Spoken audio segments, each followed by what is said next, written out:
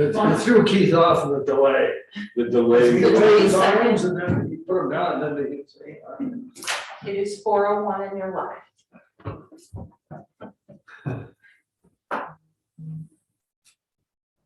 You're good to go. Good to go. Okay, let's call the meeting to order at 4:01, as you said. Thank you. We have a motion on the minutes. I would state that, thanks to eagle-eyed Chair Bott, there were 2 corrections to the September 22nd minutes, both under the new business items, just typos. So with those 2 corrections under items B and C, which I have made. Great, thank you. Thank you. Well, I'll move to accept them since I know what they were. second. And it's moved. All right, personnel transactions, which we have just received. Yes. These are for the month of September. For the most, it looks like many of them are salary changes that would have been just negotiated union contracts or longevity. You'll see there's a few. LO is the action, that's a layoff, that's just the end, natural end of seasonal summer employment. You see it's a few student workers. Zeke Bryan received a provisional promotion to senior water treatment plant operator. He was previously water treatment plant operator. Had a couple resignations in the library. Looks like we had 2 and a police officer. Yes, that was unfortunate. A reassignment of a bus driver from a part-time spot to a full-time spot. Temporary appointment of a full-time firefighter, Jeffrey Mundrick. Probationary appointment of a new bus driver.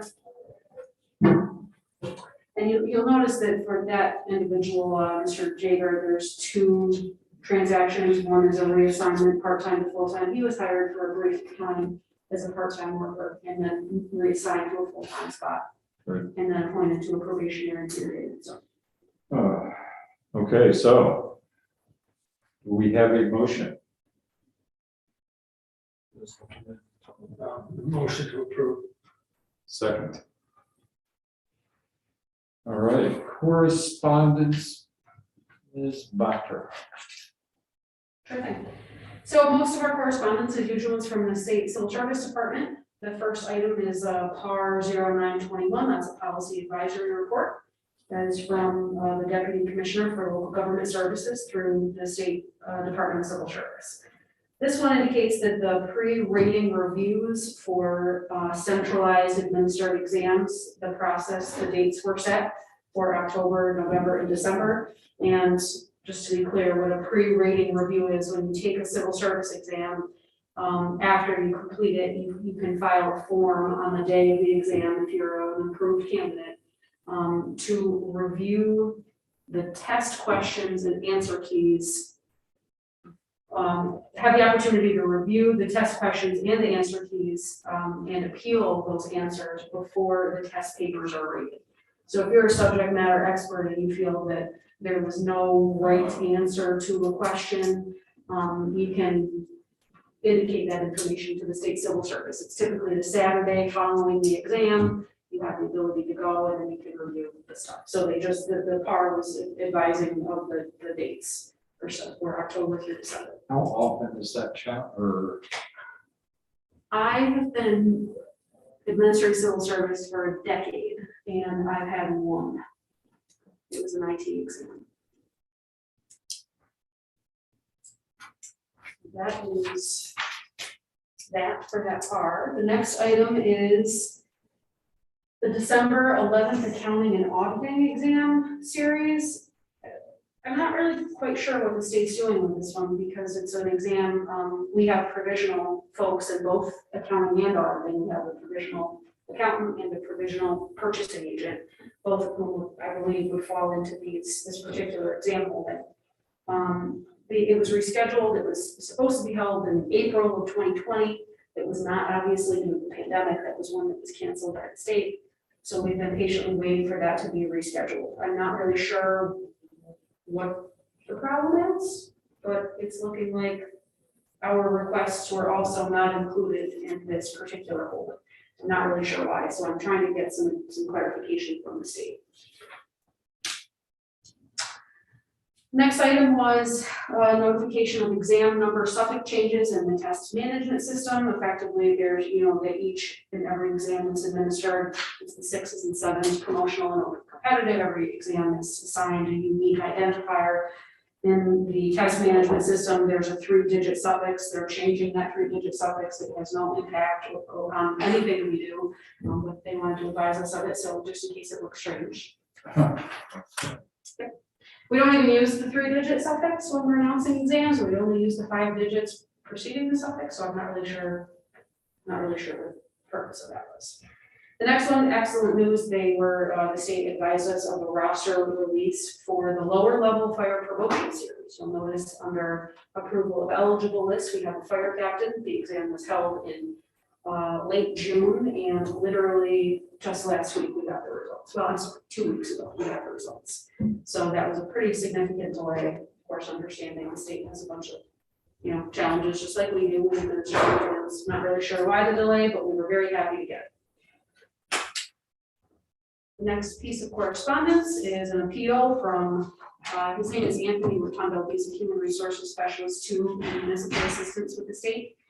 You may recall a few months ago, we were contacted asking, not just the Oneonta Municipal Commission, but across the state commissions were asked to consider participating in the pay equity study, which is required by Chapter 403 of the laws of 2018. And just by way of background, Governor Cuomo had signed that section of law in 2018 requiring the State Department of Civil Service to conduct a pay equity study of all state and municipal employees in the classified service to determine whether equivalent value of work is compensated at the same pay rate by public employers regardless of race or gender. So of course, this is something, an initiative and something that the commission felt very strongly about. We want to support this initiative. However, the requested process was very labor intensive, and it just didn't seem like we had the resources available at the time to be able to participate.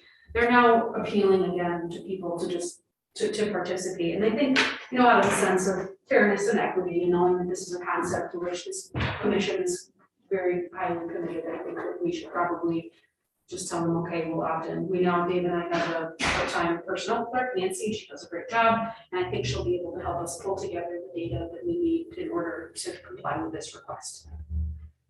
I remember, I remember their methodology being a little sketchy and haphazard and not statistically. You were absolutely correct, because I don't believe that it will be meaningful data when you consider the fact that we have a very rigid pay structure. All of our titles are allocated to negotiated salary grades. So the only place where there could potentially be pay disparities would be in our unrepresented folks, where we're effectively able to have a little bit greater discretion and where we're allocating them on the wage scale. But I think for the purposes of complying in spirit and in concept with what they're trying to do, I think we may, it's up to you, but we may wish to consider. But you feel that you now have the staff to do what they. I feel that we have the staff to at least give it a try. If we give it a try and they either come back to us when they need a lot more information, or it's just something if the administrative burden is just too high, then I think we'll have to tell them, sorry, we'd love to help, but we can't. But I think at this point, I would like to respond to this and say, okay, we'll give it a try.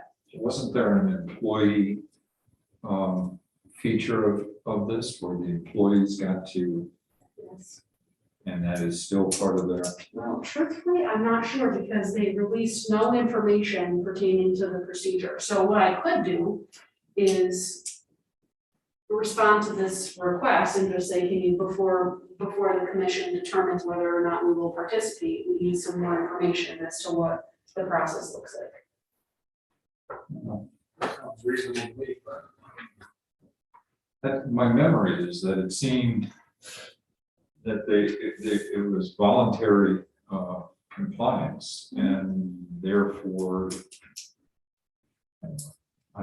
But I can get some more information as to what they're doing or if they've made any changes. I would have to imagine that if they had done so, they probably would have advertised that, to try to attempt to influence people and to encourage people to participate. well, if you've got the staff, I don't see an issue with filling out that part of it. Mhm.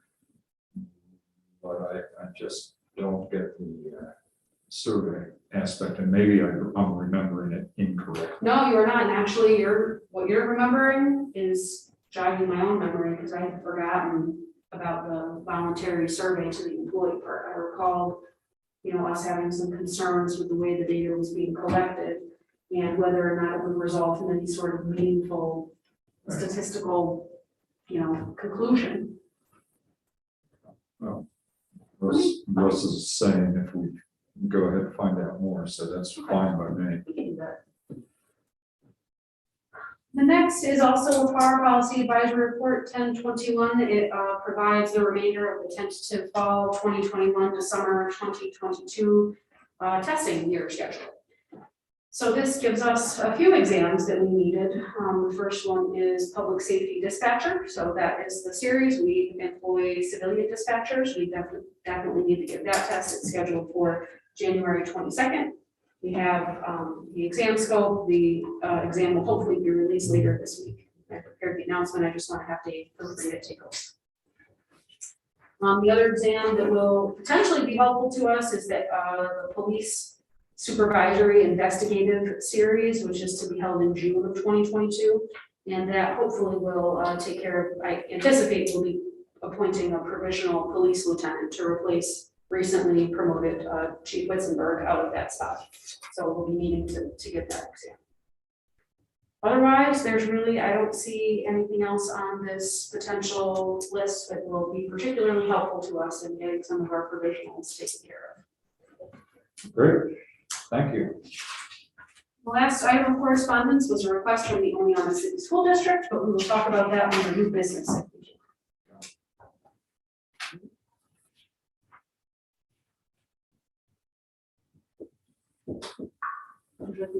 The approval of eligible lists. Well, I do, I got them right here, sir. So we have.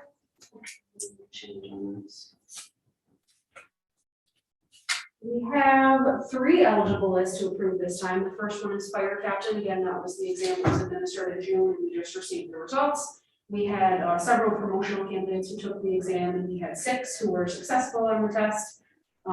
So we have that list here. We really need to get this adopted. There's been a temporary captain appointed, Pete Barbario, who's our most senior firefighter, took on the spot earlier this year. In February, he's been serving in that role on a temporary basis. He did not participate in the exam. He's getting ready to retire.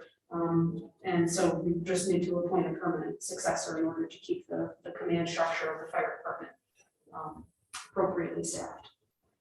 So that said, here is the first list. I'll give you this one and look through that one.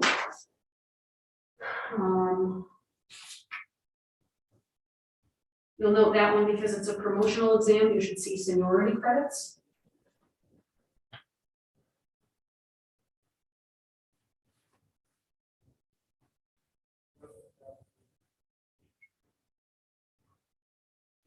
only the top 3 are reachable. Correct.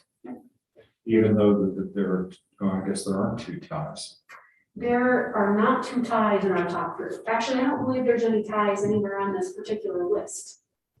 It was kind of a, but I also believe that because these are not band scored, they're point scored, which is the case with fire and police promotion exams.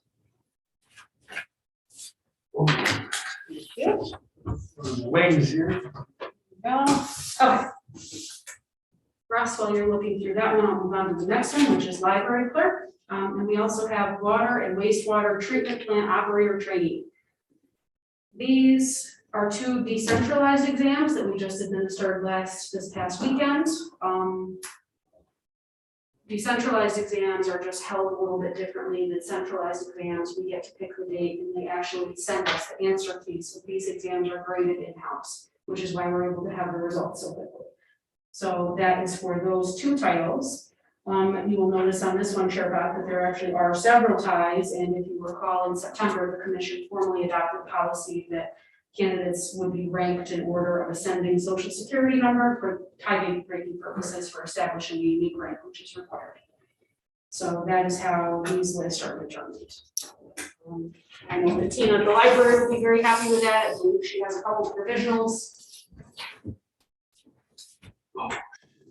That's all right. I got it. Thank you. That's some turnover there, isn't there? There has been.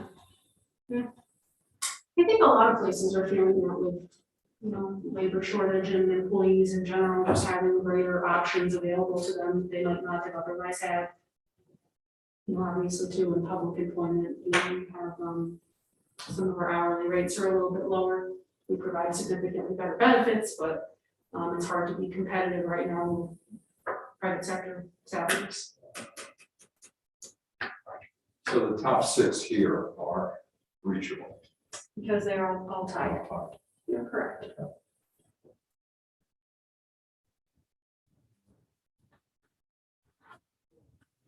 On the wastewater and water treatment plant exam, that's obviously a bit of a simpler situation. We had one candidate apply, one candidate pass.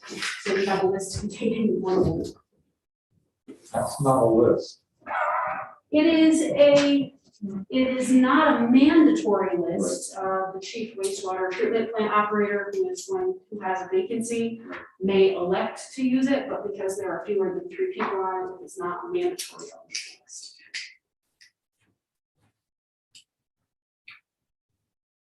So if they hired off that list or not on that list, somebody not on that list, that person would still have to take the exam. Correct. They would Maybe be a hired. provisional hire.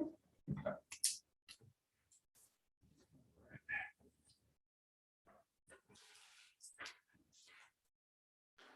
See attached. The exam stats. Oh, I didn't attach it, I'm sorry. We'll go through them. Well, I'm having a real hard time today, I guess. Thank you. Okay. Guess it says see attached on the agenda, and I'm sorry I did not attach it, but we will review them now. So we You have, had just the one person that I need to sign. The wastewater, did you sign? no. Oh, you didn't sign it. I'm sorry. There you go. They must stuck together. Oh, I didn't know it was with the other one. I thought it was Sorry. all one. Okay. I Okay. didn't make that. My bad. So under exams, so we have several ordered, but again, there's really no action on them. We have a deputy public works director, we have a provisionally appointed person in that spot. We ordered this exam just earlier this month. Thank you. Also, same for public works director, we had a person start on September 30th, provisionally in that title, we ordered it within the required time period.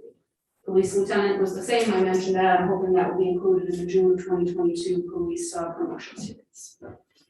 Civilian dispatcher, we ordered that earlier this year, and that is scheduled for January of 2022. Purchasing agent, that was originally ordered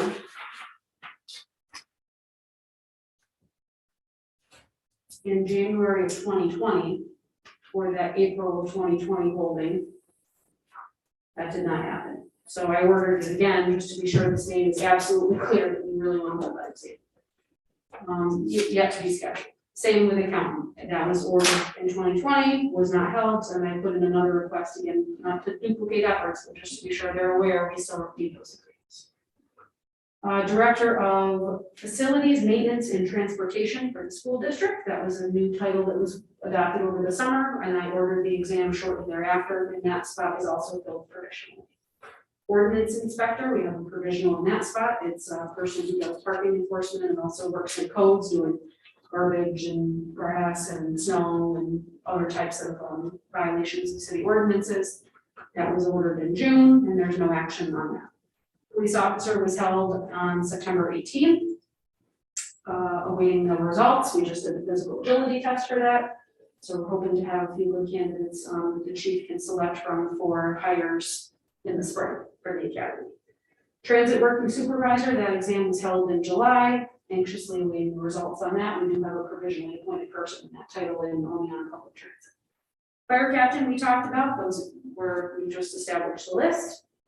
Senior account clerk, that was for the library, that was ordered in February, has not been assigned to the series yet. Administrative specialist, we're also waiting on that. Police sergeant, that one is done, the list was established, and that resolved a provisional situation. We had a provisionally appointed detective sergeant, he's now been appointed to a probationary period. Water and sewer supervisor, requested in February of 2020, no action. Records management clerk, that was requested in August of 2019. No exam has been assigned to that, no series has been assigned, and actually the provisionally appointed employee, I believe, will be retiring before the exam is actually held, because she'll be retiring in early 2022. And then transportation director, that's our OPT director. He has been with us for several years. The exam has been on order for several years, and there's no movement on that exam either. So I believe that for someone who's hired provisionally and remains in that status for. What's the whole? It could possibly be the whole option. Well, honestly, I think sometimes with some of these very niche, unique titles, I think it just takes the state testing division some time to determine an appropriate way to test for the exam. Sometimes they have to convene a panel of subject matter experts to build an appropriate test to gauge the functions. That's my guess. I can't really say, but I mean, it does seem to be. There's got to be part for the transit directors around New York. There are. Yeah, I cannot, I have no good explanation. This is just my. Is there any influence that can be, lobbied? We could contact our state representatives and ask them to contact civil service. I suppose. I mean, I do feel badly for provisional employees who are effectively in limbo, not knowing their status. Yeah. Is this worse since the pandemic, or has it always been something of an issue? I remember, I think the longest I've ever waited for exams 4 years, and that was not here, that was in my prior employment in Montgomery County. I do think the problem has been exacerbated by the pandemic with staff losses and interruptions to service, just like every employer faced. So that certainly didn't help, but I think in general, there are just sometimes delays with some of these highly specialized titles. That's all I have on exams. Well, thank you. And there's no old business. I did not see anything in old business that required follow-up. Of course, if anybody has a different opinion. None from me. So school monitor. school monitor. So I received a request from the Oneonta City School District, Reggie Rainier McGinnis, who's the secretary to the superintendent. And I'll just read her note. As you may be aware, we need to start testing students for COVID on a weekly basis. Due to other staffing shortages, the school district is wondering if the people who are serving in the title of school monitor would be able to serve in the capacity for high school and middle school students. The students will be swabbing their own nose and placing the swab in the test kit, and then the monitor would just oversee it. So I reviewed the description for monitor, and I mean, if you look at the examples of work, we'll just go through it briefly. Watch children in the school cafeteria and on playgrounds, supervising their behavior and safety. May correct test or homework assignments in the elementary school. May act as a cashier in the cafeteria.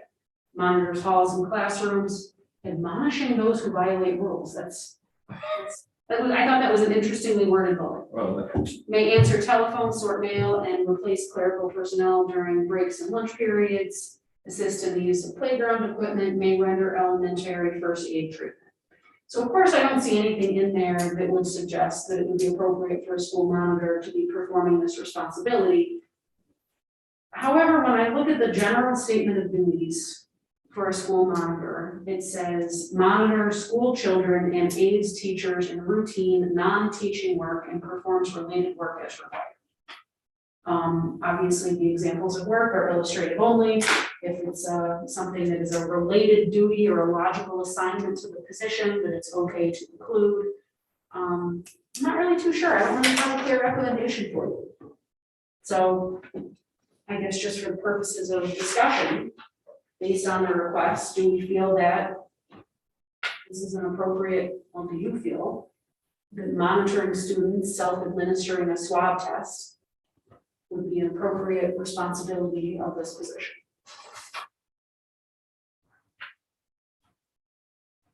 Does it put them in any type of just line or anything? And I don't know, just there's a controversy over the test, or I don't know. I mean, it's. just wondering how willing they're gonna want to do it. Yeah, I don't know. I mean, I think that from that perspective, it would be probably require some negotiation with their bargaining unit. I mean, I'm certainly not privy to those conversations. Do they have a bargaining unit? Well, the school monitors, I'm not sure how it works, if they're included in the bargaining unit. I know that the CSEA does represent, the school has several bargaining units, but I believe these people would fall in the CSEA. I'm not sure if they're included. Or is there a recommendation from state ed as to who? That's actually a really good question, and I didn't think to ask it. I could. So, I mean, Reggie also said that if the commission felt that this was not an appropriate function of the monitor, she asked if there were any other job titles that are already in existence that they could consider. And I looked, and I mean, outside of the nursing titles, we don't really have anyone or any title adopted. So I wonder, Keith, if I need to ask her to help you guys make a decision. I mean, obviously, they probably want to do this sooner rather than later, so the timing isn't great, but if there is a recommendation or like an SOP or anything like that from state. And at what level, is this at all grade levels or just junior high? Reggie indicated that it's for high school and middle school students. So not elementary students, Are they testing elementary? I'm not sure. If you have any signs of a cold, here to go get my grandson, he tested yesterday, but he had a cold, it came back negative. They make you get a test. Okay, but only with symptoms, not with. Right. I could also ask my colleagues through the state association. I mean, obviously, the Oneonta City School District can't be the only district that's having this issue.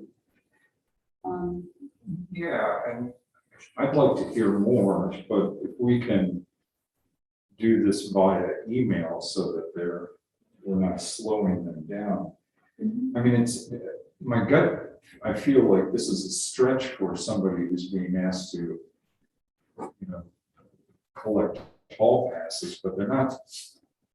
I mean, isn't there a chain of custody issue with these tests that is a kind of a step higher on the responsibility of a school monitor? I think that's kind of why I was struggling with it and saying I didn't really have a clear recommendation from the commission because, again, when I think about this logically, it doesn't make sense. I mean, they're watching kids on the playground collecting hall passes, doing things like that.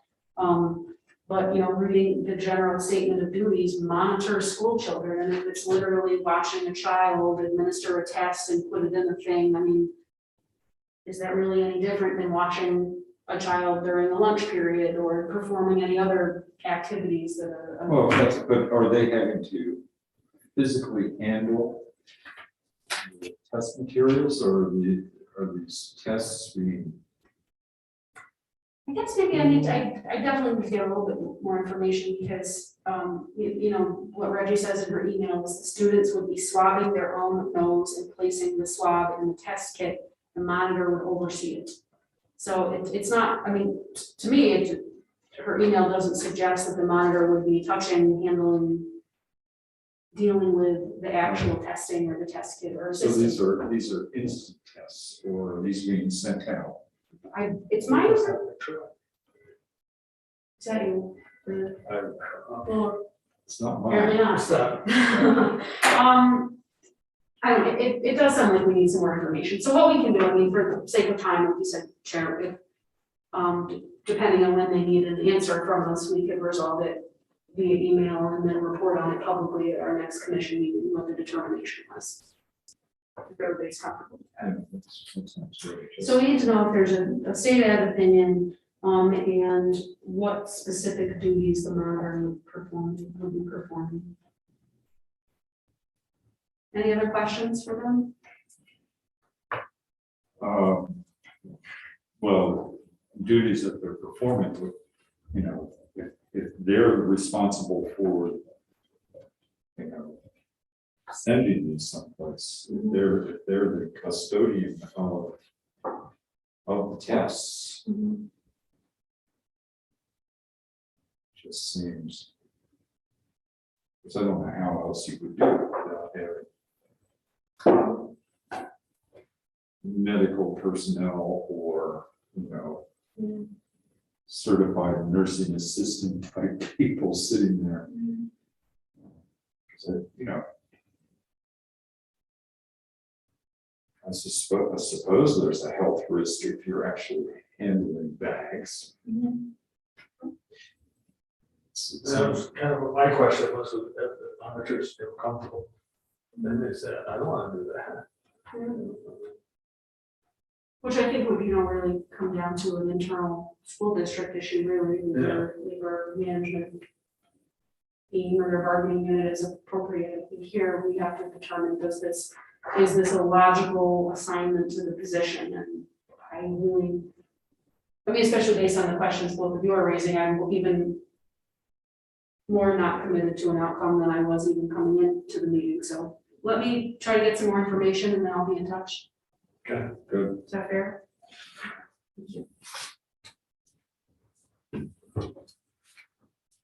And that's all of new business. That was all I got under the business. Except for possibly rescheduling next month. Yes, given that Chair Bott indicated that he does not wish to spend the night before Thanksgiving with me and Dave and you, and presumably Liz, Maybe we and probably could- Carrie's We included could in bring a that. dish to pass. What? We could bring a dish to pass. We could have a potluck in advance of Thanksgiving. So I think it will, we can either try to select a new date. We've got the city clerk in the room who knows the meeting schedule. Or we can kind of wait and see if there's any business that shapes up that really needs to be attended to in November, or we need to just push it off to December. Yeah, the Wednesday before Thanksgiving is a big prep day Yeah. at our house. Yeah, well, Dave is away that week and I know I'm definitely not coming, so. Oh, you're, okay. Be honest, I Yeah. think life is all about setting expectations. Well, this is the first year, last year we canceled, we used to have 12 or 13 people. This year, I'm very uncomfortable with that, so I had to pick favorites among our relatives, which didn't go over real well. I guess we're not invited, I haven't received my invitation. So maybe we could just leave it as canceled and we'll call a special meeting if it's determined that it's necessary. It's okay by me. Carrie, Yeah. any objections? So we're not a big group, meet downstairs or something. Yeah. If there's a meeting up here, Cancel. of course, we're gonna be able to live stream it. Call special meeting if necessary. And the one in December is the 22nd, but that's different. I'm certainly, there's no comment, I think it's the 22nd. I believe you are correct, yes. You're just saying this. All right, well, any other business to attend to, or we don't need an executive session? I did not have any matters for executive session. So we've canceled November unless you need us, and Reach out. and November or December is still looking like the next meeting. Yes. Great. That a motion to adjourn. That is, I'll second that. At 4:30.